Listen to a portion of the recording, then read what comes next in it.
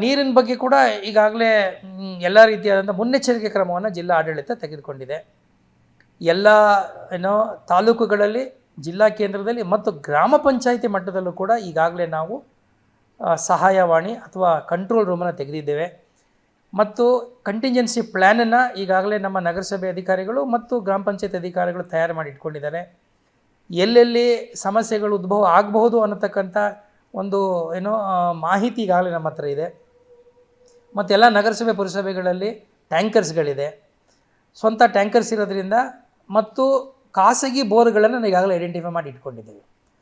ಹೃದಯ ರೋಗ ಮತ್ತು ಹೃದಯ ಶಸ್ತ್ರಚಿಕಿತ್ಸೆ, ವ್ಯಾಸ್ಕುಲರ್ ಶಸ್ತ್ರಚಿಕಿತ್ಸೆ, ಸಮಗ್ರ ಹೃದಯ ಆರೈಕೆ ಸೇವೆಗಳಿಗಾಗಿ ನಿಮ್ಮ ವಿಶ್ವಾಸಾರ್ಹ RL Jalappa Narayana heart centre, STUMC campus, Tamaka, Kolar. 180030090309. ಕುಡಿಯುವ ನೀರಿಗೆ ಯಾವುದೇ ರೀತಿಯಾದಂಥ ಅಭಾವ ಅಥವಾ ಕುಡಿಯುವ ನೀರಿನ ಸಮಸ್ಯೆ ಆಗದೇ ಇರುವ ಹಾಗೆ ನಮ್ಮ ಎಲ್ಲ ಅಧಿಕಾರಿಗಳು ಸಂಪೂರ್ಣವಾಗಿ ನೋಡಿಕೊಳ್ಳೋದಕ್ಕೆ ಸನ್ನದ್ಧರಾಗಿದ್ದಾರೆ.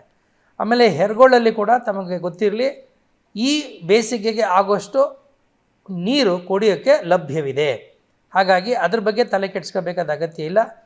ಮಾಲೂರು, ಬಂಗಾರಪೇಟೆ ಮತ್ತು ಕೋಲಾರ ನಗರಗಳಿಗೆ ಏನು ಇದುವರೆಗೆ ಹೆರ್ಗೋಳಿಂದ ನೀರು ಸರಬರಾಜು ಆಗ್ತಾಯಿತ್ತು, ಅದು ಯಾವುದೇ ರೀತಿಯಲ್ಲಿ ತೊಂದರೆ ಆಗದಿರೋ ಹಾಗೆ ಮುಂದುವರಿಯುತ್ತದೆ.